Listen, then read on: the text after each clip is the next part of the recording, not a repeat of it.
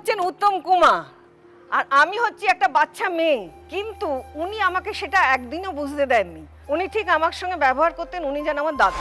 ওদের বাড়িতে এলাম, এক কাপ চা অন্তত বলবি না? চায়ের ছেলেটা কি ডিস্টার্ব আজকেই দিয়ে যাবে বলেছে। আমরা তো একটা বিশেষ চা খাই, একদম দার্জিলিং এর মাঝখান থেকে পাতা তুলে এনে আমাদের বাড়িতে চা। আর ছেলেটা বলেছে আজকে দিয়ে যাবে। আপনার নাম রত্না আর মা আমার রত্ন। হ্যাঁ, আর এ হচ্ছে যত্ন করে রাখা আমার বৌমা। চায়ের থেকেও আরো উৎকৃষ্ট বাঙালিদের কাছে উত্তম কুমারের গল্প বল। হ্যাঁ ঠিক আছে বাবা, আমি চা খেতে চাই না, আমি সামনে যাই। চল, চল সামনে গিয়ে বসে কথা বলি, বেশ জাঁকিয়ে বসে উত্তম কুমারের গল্প বলি। আয়। আমার তখন 8-9 বছরই বয়স। ছবিতে কাজটা আমি তার আগে করেছি, কামরূপ কামাখ্যার ছবিতে করেছি। হ্যাঁ। তারপরে কাজটা এসছে এখানে পিঞ্জরে। দিলীপ মুখার্জি তখন ডিরেক্টর ছিল। দিলীপ মুখার্জি দিলীপ মুখার্জি আমার অত্যন্ত প্রিয় হিরো, কিন্তু ভীষণ ভালো অভিনয় করতেন। তা আমাকে ফ্লোরে নিয়ে গেলেন দিলীপ দা, নিয়ে গিয়ে দাদার সাথে আলাপ করে দিলেন, উত্তম দার সাথে। রিনার ছোট বোনটা ও করবে, তা তুমি একটুখানি ওকে দেখি না, তোমার সঙ্গে তো সিন আছে, একটুখানি ওকে বলে দাও। তারপর দাদা আমার নাম জিজ্ঞেস করলেন, কিন্তু তখন আমার বোধ নেই যে ইনি হচ্ছেন উত্তম কুমার, এটা কথাটা আমার বোধ নেই।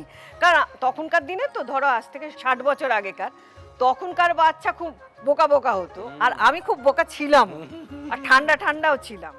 কিন্তু একটা গুণ ছিল আমার, তুমি আমাকে যেটাই দেখিয়ে দেবে আমি কিন্তু সেটা করে করে দিতে পারবো। তা দাদা আমাকে জিজ্ঞেস করলেন, তুমি এর আগে অভিনয় করেছো? তা আমি বললাম হ্যাঁ। তখন আমি নাটক করি, নাটকের ছেলের পাঠ করি, আর একটা ছবি করেছি। তো বলে আজকের সিনটা শুনেছো? তা বললাম হ্যাঁ শুনেছি। তো বলে ঠিক আছে, তুমি এখানে এসে দাঁড়াবে, আমার দিকে তাকাবে, তারপর এই ডায়লগটা এভাবে বলবে। তা দাদা আমাকে যা যা দেখিয়ে দিলেন আমি ঠিক সেইভাবে অ্যাক্টিংটা করে দিলাম। তা 2-3টে শটের পর দেখলাম দাদার খুব ভালো লেগেছে, কারণ দাদা যেগুলোই বলছেন আমি সেটা করে দিতে পারছি, যার জন্য দাদার খুব ভালো লাগছে। তারপর কি হলো, দাদার সাথে আমার ভীষণ ভালো সম্পর্ক হয়ে গেল। ঠিক মনে হতো যে আমার বড় দাদা, আমি ওর ছোট বোন, কারণ বাচ্চা তো আমার, যে আমাকে একটু ভালোবাসতো তাকে আমার খুব, আর উনি আমাকে ভীষণই ভালোবাসতেন। তা ওই রকম একটা জায়গা আছে, আমি তখন তো আমি শাড়ি পরি না, ফ্রক পরি, তা আমাকে শাড়ি পরিয়ে দিয়েছে কোমরে বেঁধে, তখনকার তো কোমরে বাঁধা শাড়ি। তা শটের আগে আমি বেঁধে শটে ঢুকতে যাবো, দাদা বলে দাঁড়া দাঁড়া দাঁড়া, আমার এই কাঁধ থেকে শাড়িটা পড়ে যাচ্ছে। তা বলে দাঁড়া দাঁড়া দিলীপ, কাটো কাটো শটটা কাটো, কাপড়ের এটাকে তুলে দিয়ে বলো এবারে কোমরটাকে জোরে বাঁধ। আচ্ছা ঠিক আছে বলে জোরে বাঁধলাম, বেঁধে তারপরে বলে দিলীপ চলো শট নাও।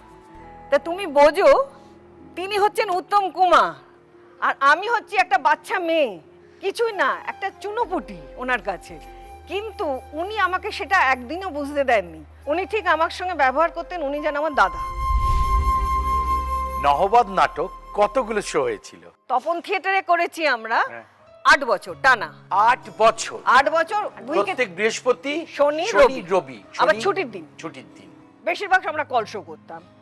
আমরা নহবত করতে গেছি কলশোতে, কি বলবো 1 লাখ 1.5 লাখ মতো লোক হতো একদম। তারপরে 1000 শো হয়েছে। 8 বছরে শো করেছি আমরা 1600 নাইট।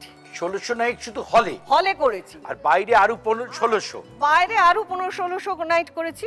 আর বিদেশে আমেরিকায়? বিদেশে 3 মাস কাজ করেছি। 3 মাস? মানে নহবতের জন্য মানে ওরা আমেরিকার ম্যাপটা পর্যন্ত এঁকে ফেলতে পারে।